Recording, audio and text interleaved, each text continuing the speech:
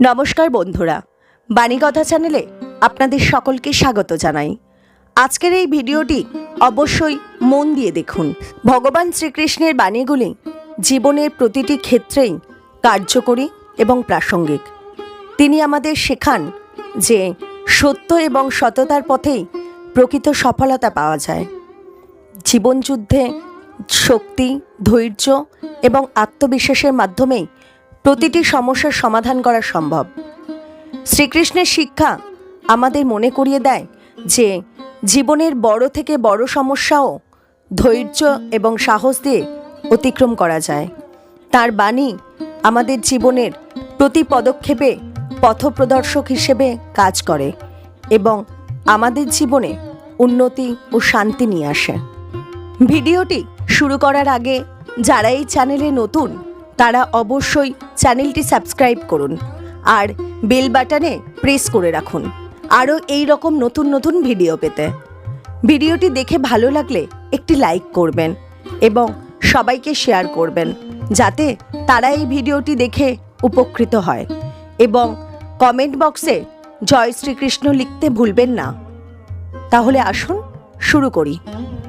এই সংসারে এমন কিছু মানুষ আছেন যাদেরকে আপনার ভালো লাগে, তারা আপনার প্রিয়। আমরা চাই ওনারা আমাদের কাছে থাকুন, আমরা ওনাদের কাছে থাকি। এবার সেই ক্ষেত্রে আমরা তাদের ভালো ভালো উপহার দেওয়ার চেষ্টা করি, কারণ ওনারা হলেন আমাদের প্রিয়। আর তার বদলে আমরা আশা করে থাকি যে ওনারা আমাদের একটু সম্মান করবেন।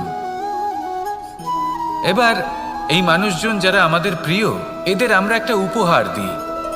সোনা দিয়ে থাকি, আভূষণ দিয়ে থাকি, হিরে মুক্তো দিয়ে থাকি। কিন্তু যদি ভেবে দেখি, এই সব কিছুরই একটা মূল্য আছে।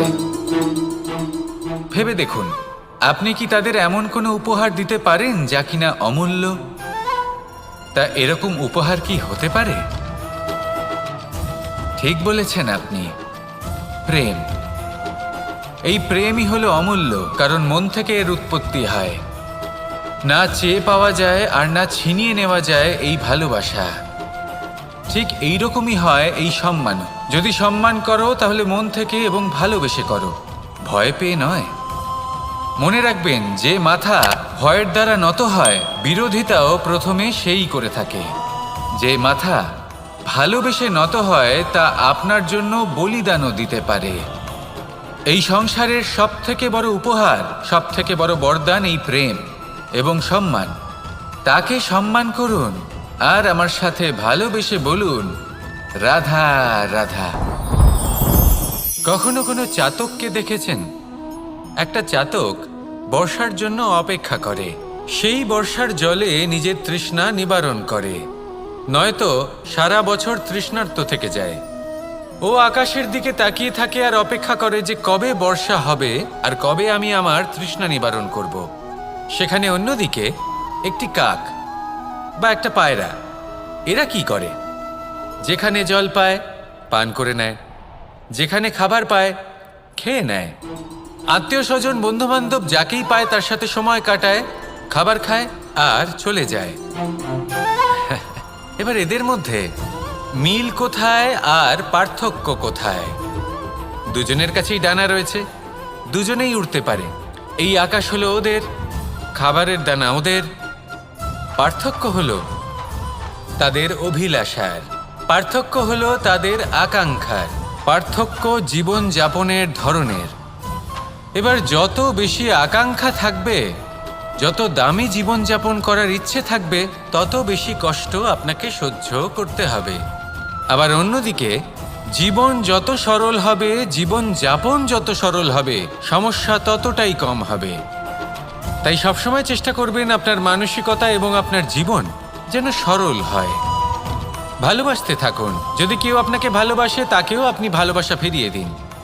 তাদের সাথে কথা বলুন, কিছু তাদের কথা শুনুন, কিছু নিজের কথা বলুন। দেখবেন সকল তাপ উত্তাপ দূর হয়ে গেছে। এটাই তো হলো জীবনের সারমর্ম। তাই প্রেমে থাকুন, ভালোবাসুন, আর ভালোবেসে আমার সাথে বলুন, রাধা রাধা। ক্ষমা একটা অত্যন্ত সুন্দর শব্দ, আমার খুব প্রিয় শব্দ। কিন্তু এই ক্ষমা কখন আর কিভাবে প্রয়োগ করতে হবে সেটা বোঝা প্রয়োজনীয়। 1. যদি আপনি কোনো অন্যায় করেন আর ক্ষমা না চান, ক্ষমা প্রার্থনা না করেন, ক্ষমা চাওয়া থেকে এড়িয়ে যান, তাহলে তাতে আপনারই ক্ষতি হবে। কিভাবে? ক্ষমা না চাইলে মনের মধ্যে অহংকার জাগ্রত হয়, আর অহংকার তো প্রকৃত অর্থে আমাদের ক্ষতিই করে। 2, কেউ যদি অপরাধ করেন, আপনার থেকে ক্ষমা না চান, তাহলে তাকে ক্ষমা করবেন না। ক্ষমা হলো অত্যন্ত অমূল্য, আর না চাইতেই কাউকে ক্ষমা দান করা এটা উচিত নয়। 3, যদি কেউ আপনার সাথে অনুচিত কিছু করেন, অপরাধ করেন, আর আপনার থেকে ক্ষমা চান, তাহলে তাকে ক্ষমা করে দিন। তাতে আপনার অন্তরের করুণাবোধ জাগ্রত হবে, প্রেম জাগ্রত হবে, আর তা আপনার জন্য শুভ হবে। 4, যদি আপনি নিজে কোনো অপরাধ করেন, তাহলে অবশ্যই ক্ষমা চাইবেন। তাতে আপনারই লাভ হবে। কিভাবে? সামনের ব্যক্তি আপনাকে ক্ষমা করুক বা না করুক, আপনার অন্তরের অহংকার ক্ষীণ হবে, আর এই মন আরও নির্মল হয়ে উঠবে। এই ক্ষমা অত্যন্ত অমূল্য, ভেবেচিন্তে একে ব্যবহার করুন, আর আমার সাথে ভালোবেসে বলুন, রাধা রাধা। একবার একজন গুরু তার শিষ্যদের পরীক্ষা নিচ্ছিলেন। উনি ওনার প্রত্যেক শিষ্যকে একটি করে পাখি দিয়ে বললেন সেই পাখির বলি দিতে হবে, কিন্তু এমন এক স্থানে যেখানে কেউ তাদের দেখতে পাচ্ছে না। প্রত্যেক শিষ্য নিজের যাত্রা শুরু করলো। কেউ ঘন বনে প্রবেশ করলো, কেউ অন্ধকার গুহায় প্রবেশ করলো, কেউ দূরে কোনো পর্বতের শিখরে পৌঁছে গেল। যে মুহূর্তে দেখলো তাদের কেউ দেখতে পাচ্ছে না, তারা সেই বলি দিতে চেষ্টা করলো। যেই বলি দিতে গেল, সেই পাখি আলোর কিরণে পরিবর্তিত হলো এবং লুপ্ত হয়ে গেল। একজন শিষ্য ছিল যে আবার গুরুর কাছে ফিরে এলো। সে বলল, ক্ষমা করবেন গুরুদেব, কিন্তু আমি এমন কোনো স্থান পেলাম না যেখানে কেউ আমাকে দেখতে পাচ্ছে না। অন্য কেউ না দেখতে পেলেও আমি নিজে দেখতে পাচ্ছিলাম, আমার অন্তর্মন দেখতে পাচ্ছিল। সেই শিষ্য বুঝতে পেরেছিল যে পরমাত্মার দৃষ্টি সবসময় তাকে দেখতে পাচ্ছে, আর ও কখনো অনুচিত কর্ম করতে পারবে না। আর শুধুমাত্র এই কারণে সেই শিষ্যই সেই পরীক্ষায় উত্তীর্ণ হলো। আসুন আর আমার সাথে ভালোবেসে বলুন, রাধা রাধা। আমরা সবাই ফল খাই, কিন্তু আমাদের সেই ফলই প্রিয় হয় যে পরিপক্ক হয়ে ওঠে, যেটা নম্র হয়, আর যে ফল অনেক বেশি মিষ্টি আর সুস্বাদু হয়ে থাকে, যাদের রঙে বাহার দেখা যায়। সেইভাবে জীবনে আমরা নানান মানুষের সাথে পরিচিত হই, কিন্তু সেই মানুষই আমাদের মন ছুঁয়ে যায় যারা বিনম্র স্বভাবের, যাদের বাণী খুব মধুর, যাদের অন্তরে আত্মবিশ্বাসের একটা তেজ, একটা রং দেখা যায়। এবার এমন ব্যক্তি আমরা কি করে হব? ঠিক সেইভাবেই যেমন একটা ফল রোদ, বর্ষা, শীত, বায়ু এই সকল সংকটময় পরিস্থিতির সম্মুখীন হয়ে পরিপক্ক হয়ে ওঠে, সেইভাবেই মানুষ সংকটময় পরিস্থিতির সম্মুখীন হয়ে পরিপক্ক হয়ে ওঠেন। যদি এই সংকটের সম্মুখীন হন, তাহলে অভিজ্ঞ হবেন, আর এই অভিজ্ঞতাই শিক্ষা দিয়ে যাবে। এই অভিজ্ঞতা আমাদের শিখিয়ে দেয় যে আমাদের বিনম্র থাকতে হবে। অহংকার করে কোনো লাভ নেই। মধুর বাণীর যে কি মূল্য তা আমরা শিখতে পারি। এই অভিজ্ঞতাই আমাদের বুঝিয়ে দেয় যে উচিত অনুচিত কোনটা, আমাদের দৃষ্টিভঙ্গি তৈরি করে, আর এই দৃষ্টিভঙ্গি দ্বারা আত্মবিশ্বাস জাগ্রত হয়। সেই জন্য জীবনে কখনো বিপদ থেকে দূরে পালাবেন না, সেগুলোর সম্মুখীন হন, অভিজ্ঞতা লাভ করুন, তার থেকে শিক্ষা লাভ করুন, এইভাবেই পরিপক্ক হবেন। আসুন আমার সাথে ভালোবেসে বলুন, রাধা রাধা। মানুষ বর্তমানে নিজের জীবন অতিবাহিত করেন, কিন্তু তার জীবনে অতীতকাল এবং ভবিষ্যৎকাল এই দুটোরই সমান গুরুত্ব রয়েছে।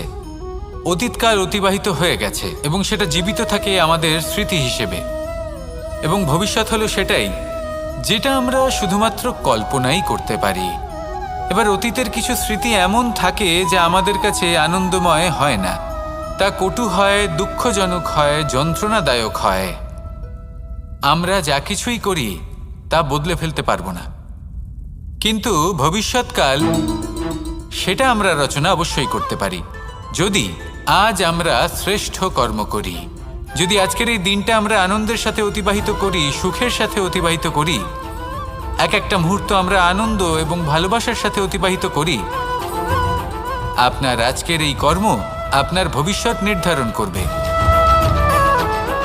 আজ আপনি যেভাবে জীবন কাটাবেন তা ভবিষ্যতে গিয়ে অতীতকালে পরিণত হবে। আর তখন আপনি এমন স্মৃতি খুঁজে পাবেন যেখানে আপনি প্রত্যেকটি মুহূর্ত প্রেম এবং আনন্দের সাথে অতিবাহিত করেছেন, এবং সেই স্মৃতি মধুর হবে। তাহলে আজ শ্রেষ্ঠ এবং উচিত কর্ম করুন। আপনি নিশ্চিত রূপে একটি উজ্জ্বল, শুদ্ধ, পবিত্র এবং আনন্দময় ভবিষ্যৎ লাভ করবেন। আসুন আমার সাথে ভালোবেসে বলুন, রাধা রাধা। এই সংসারে অনেক অনেক এমন জ্ঞানী আছেন যারা নিজের সমস্ত জীবন জ্ঞান অর্জন করতে অতিবাহিত করেছেন। এই সংসারে এমন কোনো বেদ নেই, কোনো পুরাণ নেই, কোনো শাস্ত্র নেই, কোনো ভাষা নেই যা ওনারা জানেন না। এমন কোনো বিষয় নেই যা নিয়ে ওনারা কোনো বক্তব্য রাখতে পারবেন না। কিন্তু আমরা এই সকল জ্ঞানীকে কি ভালোবাসতে পারি? এনাদের সকলকে সম্মান করতে পারি না। কারণটা কি? দেখুন, বেদ পড়া একটি আলাদা বিষয়, বেদনা বুঝতে পারা অন্য ব্যাপার। এবং বেদনা বোঝার জন্য, সেই জ্ঞান লাভ করার জন্য আপনাকে মন থেকে করুণা এবং প্রেমের সঠিক অর্থ বুঝতে হবে। সামনের ব্যক্তির বেদনা বুঝতে হবে, তার যন্ত্রণাকে বুঝতে হবে। তারপর যে জ্ঞান আপনি অর্জন করেছেন বেদ থেকে, পুরাণ থেকে, শাস্ত্র থেকে, তা প্রয়োগ করে তার বেদনার নিবারণ করা, সেটা বেশি গুরুত্বপূর্ণ। সেই জন্য জীবনে শুধুমাত্র শাস্ত্র এবং বেদ পড়ে জ্ঞান অর্জন করতে সময় নষ্ট করবেন না। মন থেকে প্রেমের কি অর্থ সেই বিষয়ে জ্ঞান লাভ করার চেষ্টা করুন। করুণাও বুঝতে চেষ্টা করুন। একজন শ্রেষ্ঠ ব্যক্তি হয়ে উঠুন আর আমার সাথে ভালোবেসে বলুন, রাধা রাধা।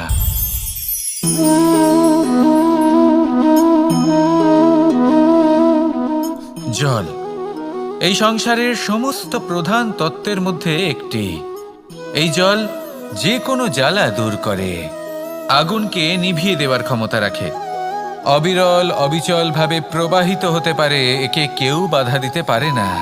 এর পথে বাধা সৃষ্টি করলে নিজের পথ নিজেই খুঁজে নেবে, বা সে নিজেই নিজের পথ বানিয়ে নেবে, কিন্তু কখনো থামবে না। এই জল হলো মহান, আর এর একটা মহান গুণ আছে, এর নিজস্ব কোনো রং নেই। কিন্তু যখন মেঘ থেকে বৃষ্টিরূপে পৃথিবীতে ঝরে পড়ে, তখন সমস্ত সংসারকে রঙিন করে তোলে। যেখানে খরা হয়েছে সেখানে শ্যামল করে তোলে, যে স্থান শ্যামল সেখানে ভিন্ন ভিন্ন প্রকারের পুষ্প ফুটিয়ে তোলে।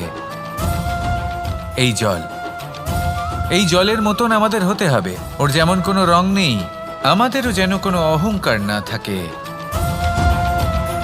শুধু কর্মের এই ধারাতে বইতে থাকুন, এই সংসারের মঙ্গল করতে থাকুন, শ্রেষ্ঠ কর্ম করতে থাকুন।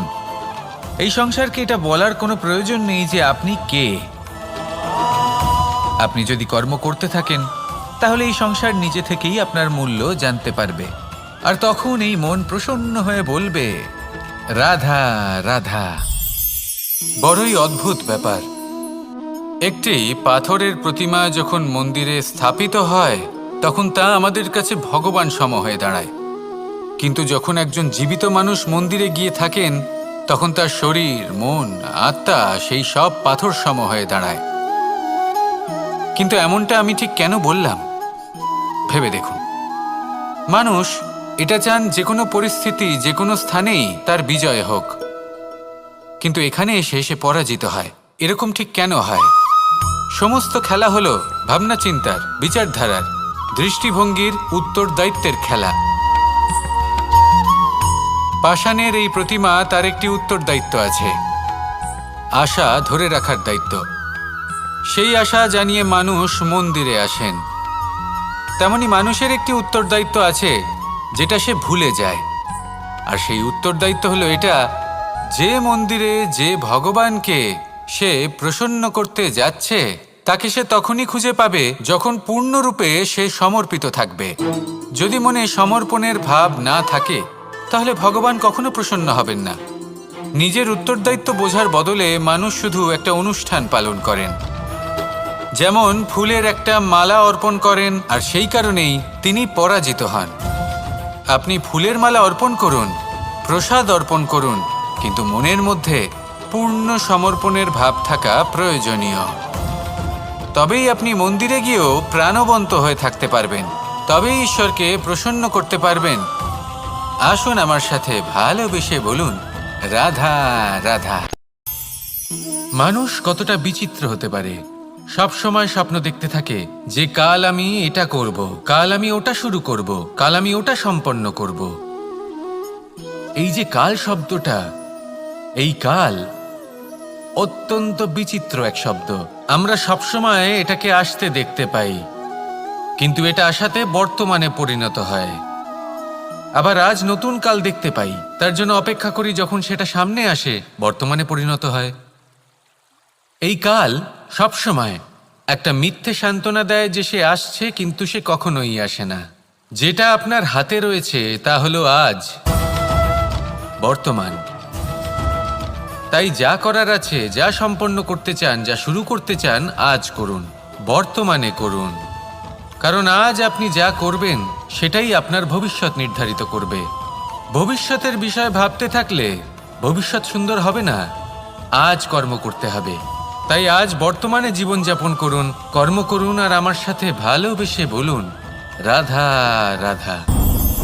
পঞ্চম তত্ত্ব, আকাশ, নব, ব্যোম। আসলে কোনো ভ্রম নাকি সত্য? ভ্রম তো হতে পারে না, কারণ ভ্রমের মধ্যে কেউ বাঁচতেই পারে না।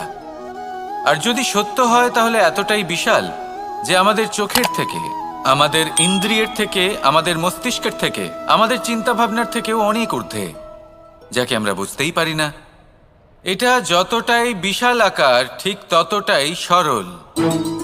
এই আকাশ যতই অন্ধকারাচ্ছন্ন, ততটাই আলোর প্রকাশ প্রদান করে থাকে।